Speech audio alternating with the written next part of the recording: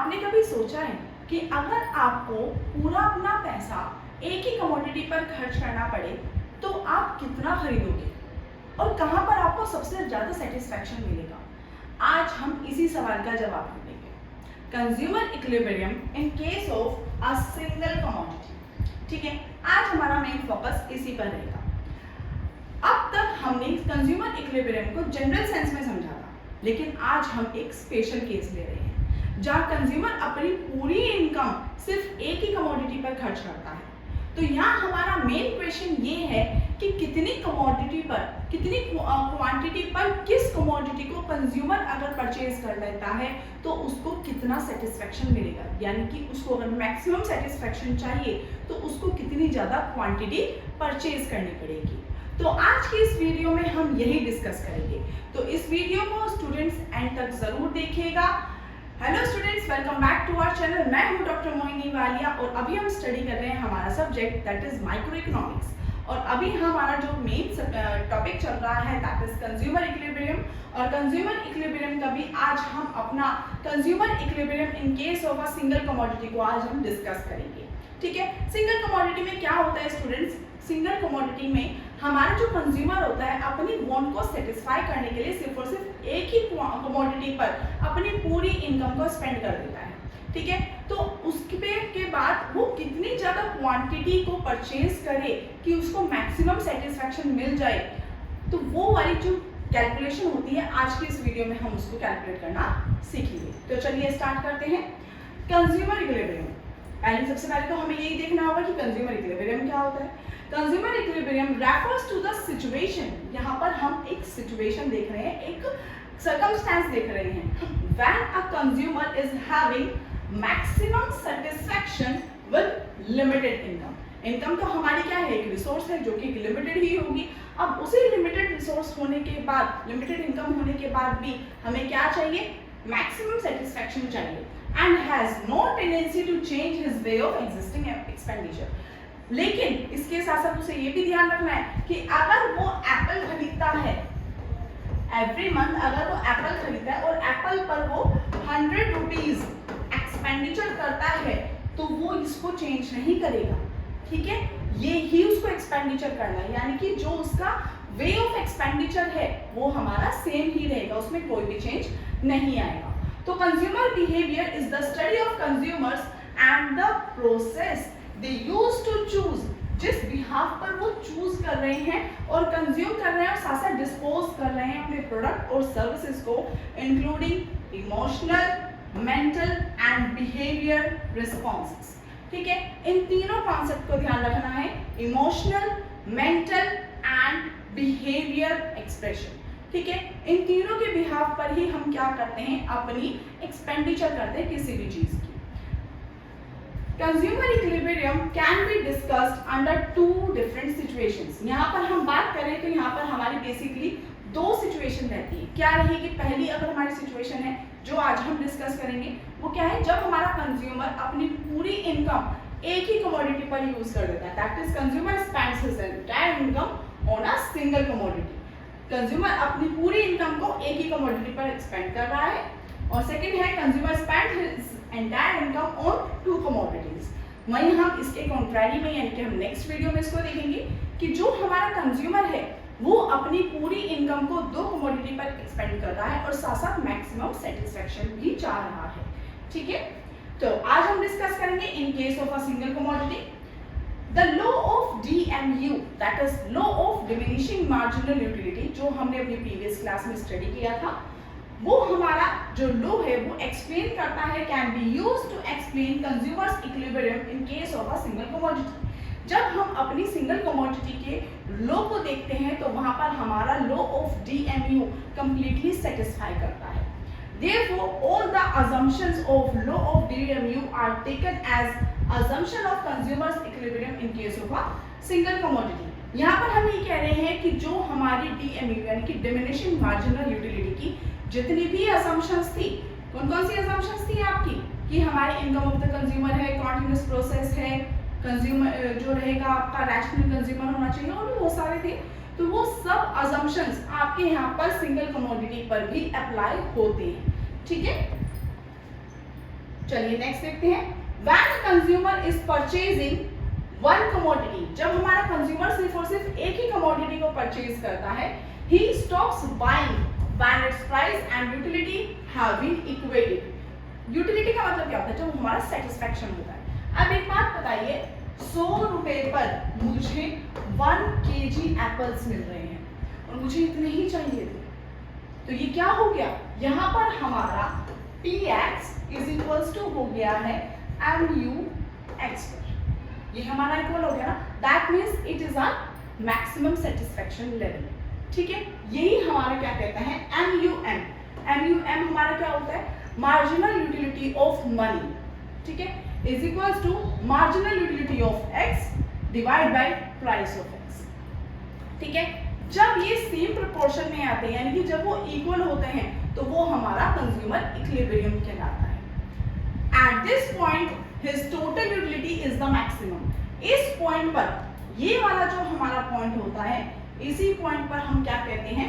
ये पॉइंट हमारा total utility यानी कि सेटिस्फैक्शन का मैक्सिमम पॉइंट कहलाता है। He is said to be equilibrium at this point because he is getting maximum satisfaction and he will buy neither more nor less। क्योंकि इस वाले पॉइंट के बाद अब उसे ना तो ज्यादा खरीदने की जरूरत है और ना ही कम खरीदने की जरूरत है। इस पॉइंट पर आकर वो बिल्कुल सेटिस्फाइड होता है। ठीक है, तो ये वाला पॉइंट हमारा क्या कहलाता है स्टूडेंट? ये हमारा कहलाएगा कंज्यूमर इक्विलिब्रियम।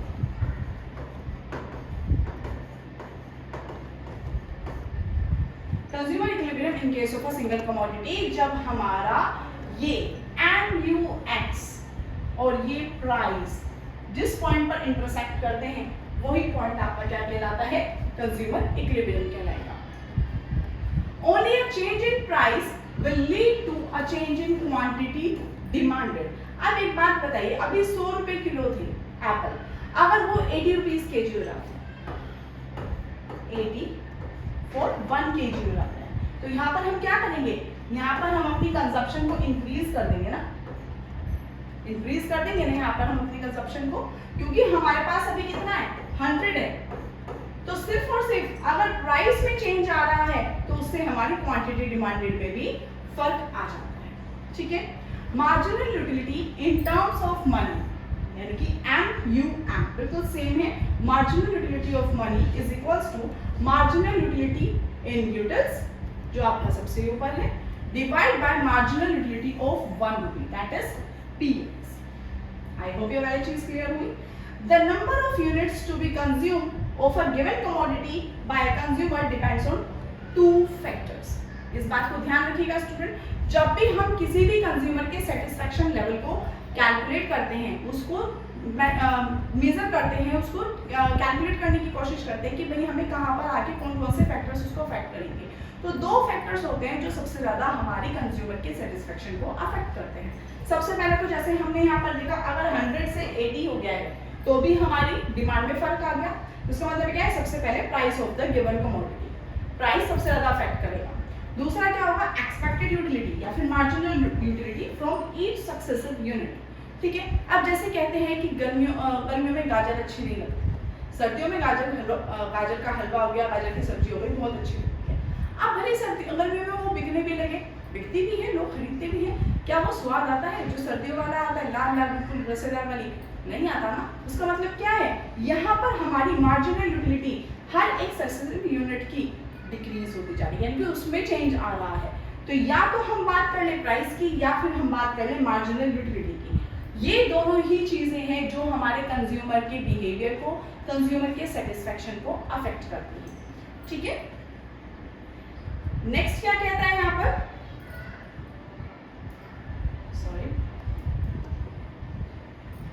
Consumer condition. अब हम बात कर रहे हैं इक्विलिब्रियम की कंडीशन की। जब हमारा कंज्यूमर सेटिस्फाइड हो रहा है, तो कब वो हमारा इक्विलिब्रियम पॉइंट पर आ रहा है, और इक्विलिब्रियम पॉइंट पर आने के लिए उसकी कौन कौन सी कंडीशंस होंगी। तो सबसे पहले रहेगा consumer in consumption of a single commodity. यहाँ पर हमने कमोडिटी का नाम ले लिया है X will be at equilibrium. कब होगा वो इक्विलिब्रियम पर? जब हमारा marginal utility is equal to price होगा, that is MUX is equals to PX, जो मैंने अभी आपको प्रीवियस स्लाइड पे बताया यहाँ पर हमने क्या देखा कि जो हमारा एमयू है वो इक्वल हुआ है प्राइस के, तभी हमारा क्या हुआ है यहाँ पर, तभी ये हमारा कंज्यूमर इक्विलिब्रियम की कंडीशन क्रिएट हो गई है। जब हमारा mu is equals to px है तो वो हमारा इक्विलिब्रियम कहलाएगा। और अगर हमारा in case price marginal utility of money यानी कि मार्जिनल यूटिलिटी अगर इंक्रीज हो जाती है प्राइस से तो भी कंज्यूमर क्या होगा, सेटिस्फाइड नहीं होगा। क्यों? क्योंकि अब उसकी प्राइस कम हो गई। 80 यहाँ पे क्या था, 100 से 80 हो गया था ना, 80 पर केजी, और ये था 100 पर केजी। अब एक बात बताइए, यहाँ पर 100 पर केजी पे उसको 1 केजी मिल रहा था और 80 पर केजी पे वो क्या सिर्फ और सिर्फ 1 केजी ही लेगा? नहीं, यहाँ पर वो क्या करेगा, यहाँ पर वो और खरीद सकता है। तो यहाँ क्या होगा, then the consumer is not at equilibrium and he goes on buying, वो और खरीदेगा, वो और कुछ ना कुछ खरीदता चला जाएगा, because benefit is greater than cost, क्योंकि यहाँ पर उसे क्या हो रहा है, बेनिफिट ज्यादा मिल रहा है कॉस्ट से। अब कॉस्ट उसकी डिक्रीज हो गई ना, तो 20 रुपीज अभी उसके पास बचे हुए हैं, तो उस 20 रुपीज को वो क्या करेगा, वो और इन्वेस्ट करने की कोशिश करेगा। इस पर नहीं करेगा तो कहीं और करेगा, लेकिन हम क्योंकि सिंगल कमोडिटी की बात कर रहे हैं तो वो इसी कमोडिटी पर और खरीदेगा। वो क्या करेगा, वो शॉपकीपर को कहेगा एक काम कीजिए 1.25 केजी कर दीजिए, ठीक है, हम मेरे को 100 रुपीज ही इन्वेस्ट करने हैं, नीदर लेस नॉर मोर, ठीक है। तो यहाँ पर क्या कहेगा, he buys more, वो और ज्यादा खरीदेगा। mu falls हो जाएगा because of operation of law of diminishing marginal utility। क्यों? क्योंकि आपकी एक अचीवमेंट थी, एक अति थी, आप 1 केजी से ज्यादा नहीं कंज्यूम कर पा रहे थे, लेकिन अब आपके रेट डिक्रीज हो गए, इस वजह से आपने क्या किया, आपकी मार्जिनल यूटिलिटी भी यहाँ पर क्या होगी, अफेक्ट होगी, और यहाँ पर mu आपका फॉल्स होना शुरू हो जाएगा, ठीक है। क्योंकि अभी आप एक बात बताइए, अगर आप 4 एप्पल्स खा सकते थे, अब 5th वाला भी आपको दे दिया खाने के लिए, तो क्या होगा, मार्जिनल यूटिलिटी डिक्रीज हो जाएगी, वॉमिट होनी शुरू हो जाएगी। देखा था ना हमने कल की क्लास में, बिल्कुल वही वाली चीज है। When mu is equal to price, consumer gets the maximum satisfaction is in equilibrium। I hope student ये वाला कॉन्सेप्ट आपको क्लियर हुआ होगा। नेक्स्ट कॉन्सेप्ट हम यहाँ पर देखते हैं, जब हमारा marginal utility is less than price हो जाता है। जैसे यहाँ पर अगर हम बात करें 100 पर केजी का अगर 120 पर केजी हो जाए प्राइस, फिर क्या होगा, अब तो हमारे पास 100 रुपए थे, तो हम क्या करेंगे, एक काम करो 100 के दे दो, तो यहाँ पे कितने हो जाएंगे, 750 केजी, 750 ग्राम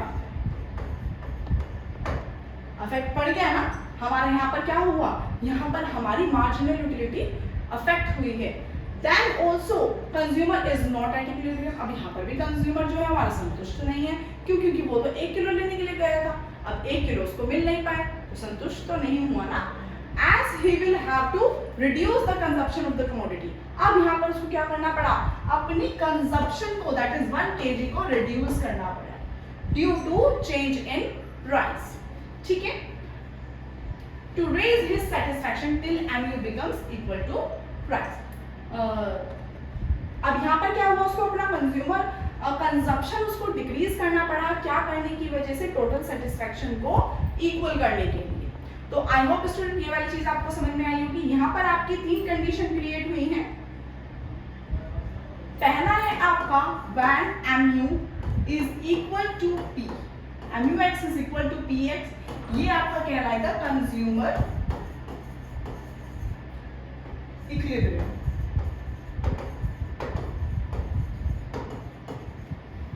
ये आपका क्या हो गया, कंज्यूमर इक्विलिब्रियम हो गया फर्स्ट कंडीशन।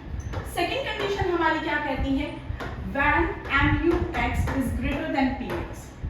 तो यहाँ पर भी क्या होगा, यहाँ पर हमारा कंज्यूमर भी सेटिस्फाइड नहीं होगा। कारण क्या रहेगा कि उसका प्राइस ऑफ कमोडिटी इंक्रीज हो गया है, सॉरी यहाँ पर आपका प्राइस डिक्रीज हुआ है, जिस वजह से उसका mux इंक्रीज हो गया है। सॉरी mux भी यहाँ पर क्या हुआ है, उसका डिक्रीज हुआ है। वॉमिट होने वाली चांसेस आ गए थे ना, प्राइस डाउन होने की वजह से उसको और कमोडिटी खरीदनी पड़ी। यहाँ पर क्या करेगा, he will buy more, ठीक है। थर्ड कंडीशन हम यहाँ पे देखते हैं when mux is less than px। तो यहाँ पर क्या होगा, प्राइस हमारे इंक्रीज होने की वजह से mux उसका क्या होगा, mux उसका इंक्रीज हो जाएगा, ठीक है, क्यों? क्योंकि भाई उसको जितना खरीदना था अब उसको जरूरत रह गई ना, अब उसको भूख है, उसको और खाना है। पहले उसको 3 रोटी चाहिए थी, 100 रुपए में 3 रोटी मिल रही थी, लेकिन अब वो 120 की हो गई है, तो अब उसको 2 रोटी मिल पा रही है, अब 1 रोटी की भूख तो बाकी है ना। तो क्या हो रहा है यहाँ पर, मार्जिनल यूटिलिटी उसकी और ज्यादा बढ़ रही है, और यहाँ पर वो क्या करेगा, बाय लेस। तो ना तो ये वाली कंडीशन उसकी सेटिस्फाइड है और ना ही ये वाली कंडीशन उसकी सेटिस्फाइड है। कंज्यूमर हमारा सिर्फ और सिर्फ कब सेटिस्फाइड हो पा रहा है, when MUX is equal to PX। ठीक है, आई होप आपको ये वाली चीज क्लियर हुई होगी स्टूडेंट्स। अगर आपको कोई भी डाउट होता है, किसी भी पॉइंट में आपको कहीं पे भी आके कोई भी कंफ्यूजन होता है, तो प्लीज स्टूडेंट्स हमें कमेंट जरूर कीजिए, ठीक है, क्योंकि जब आप कमेंट करते हैं तो हमें पता चलता है कि आप कितने अटेंटिवली हमारी क्लास को सुन रहे हैं, क्या क्या आपको कॉन्सेप्ट्स क्लियर हो रहे हैं, और जहाँ पर आपको डाउट आते हैं वो प्लीज़ अगर हम तक आप पहुँचाएंगे तो हम उन डाउट्स पर बहुत ज़्यादा वर्कआउट करेंगे, ठीक है। और कोशिश ये करेंगे कि जो आपके की पॉइंट्स है, जो आपको समझ में नहीं आ रहा है, उसको हम किसी और तरीके से आप तक को समझाने की कोशिश करें, क्योंकि स्टूडेंट जब तक आप अपनी प्रॉब्लम्स हम तक नहीं पहुँचाएंगे उनके सॉल्यूशंस आप नहीं पा पाएंगे, ठीक है। तो अगर आपको वीडियोस अच्छी लग रही है तो प्लीज़ प्लीज़ प्लीज़ लाइक कीजिए, शेयर कीजिए और सब्सक्राइब कीजिए, और अगर आपको कोई भी डाउट होता है तो प्लीज़ प्लीज़ प्लीज़ कमेंट ज़रूर कीजिए। चलिए नेक्स्ट देखते हैं हम। Let's now determine the consumers equilibrium if consumer spend his entire income on a single commodity. अब हम यहाँ पर कैलकुलेट करना सीख रहे हैं कि अगर एक कंज्यूमर अपनी पूरी इनकम को कैलकुलेट करके सिर्फ और सिर्फ एक ही कमोडिटी पर डाल देता है तो उसको सेटिस्फैक्शन कहाँ मिलेगा। Suppose a consumer wants to buy a good X, ठीक है। अब हम यहाँ पर बात कर रहे हैं कि एक हमारा कंज्यूमर है जो सिर्फ और सिर्फ कमोडिटी X को खरीद रहा है, which is priced at ₹10 per unit, जिसका प्राइस 10 रुपए यूनिट है, ठीक है। Further suppose that marginal utility derived from each successive unit that is in utils in rupees is determined as below। अब यहाँ पर उसकी पूरी की पूरी हमें प्राइसिंग दे रखी है। यूनिट्स ऑफ एक्स हो गए आपके 1 2 3 4 5, प्राइसेस तो आपको पता ही है 10 ईच। अब यहाँ पर आपकी मार्जिनल यूटिलिटी हमें निकालनी है। वन कमोडिटी को जब आप कंज्यूम कर रहे हैं तो आपकी मार्जिनल यूटिलिटी 20 है। जब हमने सेकेंड यूनिट को कंज्यूम किया तो यहाँ पे मार्जिनल यूटिलिटी क्या होगी, DMU आपको क्या कहते हैं कि वो डिक्रीज होती है, इट वाज 16 तक आ गया। थर्ड यूनिट को जब आपने कंज्यूम किया तो और आपका DMU के अकॉर्डिंग और आपकी marginal utility decrease that is up to 10। उसके बाद जब आपने फोर्थ यूनिट को कंज्यूम किया तो आपकी मार्जिनल यूटिलिटी हो गई 4, और जब आपने फिफ्थ कमोडिटी को यूज किया तो बस और नहीं, दैट मींस 0, ठीक है। अब यहाँ पर आपकी मार्जिनल यूटिलिटी ये हो गई और यहाँ पर आपको दिया है प्राइस। अब हमें क्या करना है, मार्जिनल यूटिलिटी को इन टर्म्स ऑफ मनी निकालना है। यहाँ पर आपको मनी की टर्म्स में क्या हो गया, इन यूटिल्स इन रुपीज, ठीक है। यानी कि इसका मतलब क्या है, 1 यूटिलिटी इज इक्वल्स टू 1 रुपी, यानी कि एक यूटिलिटी आपकी 1 रुपी के अकॉर्डिंग है। तो यहाँ पर हम क्या करेंगे, इन सब को डिवाइड बाय 1 कर देंगे। स्टूडेंट ये बहुत इंपॉर्टेंट कॉन्सेप्ट होता है, क्योंकि यहाँ पर आपको क्या करना होता है, marginal utility in terms of money हम कैलकुलेट करते हैं, और आपको ये वाली चीज पता है, that is MU is equals to MUX upon PX। यहाँ पर हम क्या करते हैं, जो हमारा मार्जिनल यूटिलिटी आता है यानी कि ये वाला आता है, उसको हम डिवाइड कर देते हैं प्राइस ऑफ एडिशनल कमोडिटी से, ठीक है। यहाँ पर हमारा एडिशनल कितना है, 1 है, तो हम 1 से इसको डिवाइड करते चले जाएंगे, तो वैल्यू आ गई आपकी 20 16 10 4 0। अब हम यहाँ पे डिफरेंस लेंगे हमारे प्राइस का और marginal utility in terms of rupees का, ठीक है। इन दोनों के बीच का जब हमने डिफरेंस लिया तो इट्स 10 एंड 20, डिफरेंस हो गया आपका पॉजिटिव 10। MU आपका कितना है, 20 है, और प्राइस है आपका 10, तो value we get positive 10। 16 minus 10, value we get plus 6. 10 and 10, here we get 0. Student ध्यान दीजिएगा, ये क्या है, 0। अब आपकी MU is equals to हो चुका है P, marginal utility is equal to price, ठीक है।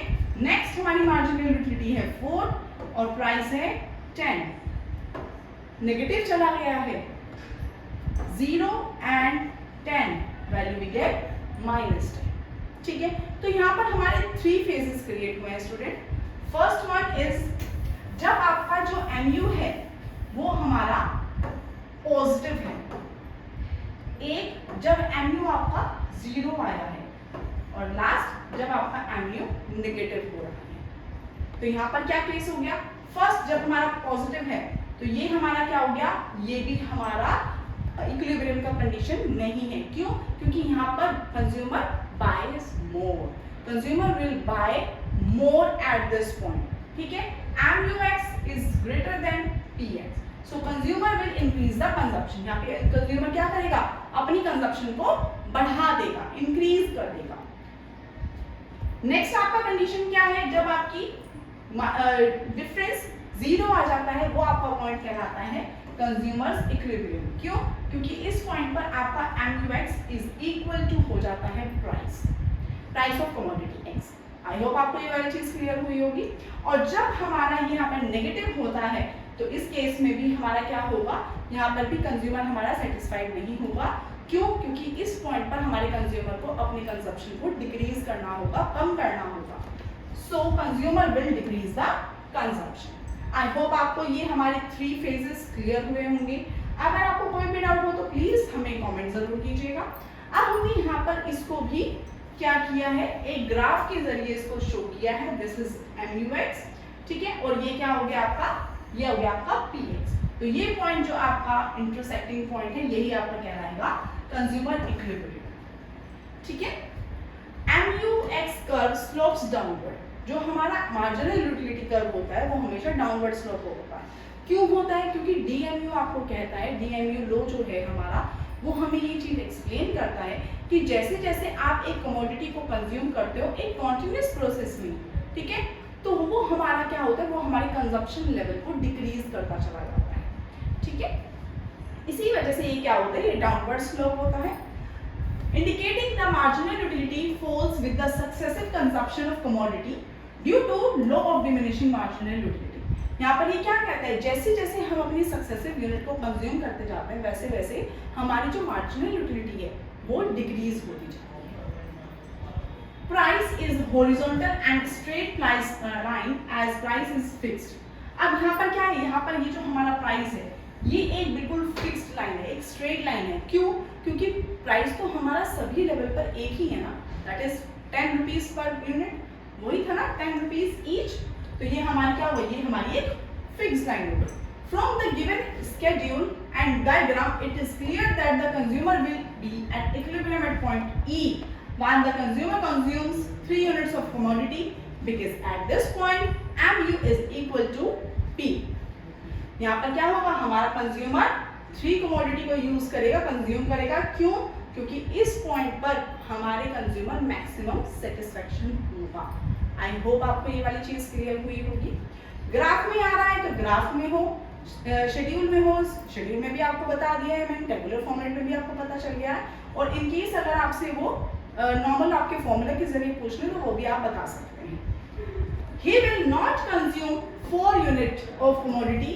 क्यों 4 यूनिट ऑफ कमोडिटी क्यों कंज्यूम नहीं करेगा? क्योंकि वहां पर उसका कंजम्पशन डिक्रीज हो रहा है। MU of ₹4 is less than price as paid of ₹10। यहाँ पर हमारा MU हमें 4 मिल रहा है लेकिन हम प्राइस पेड कर रहे हैं 10 रुपीज का।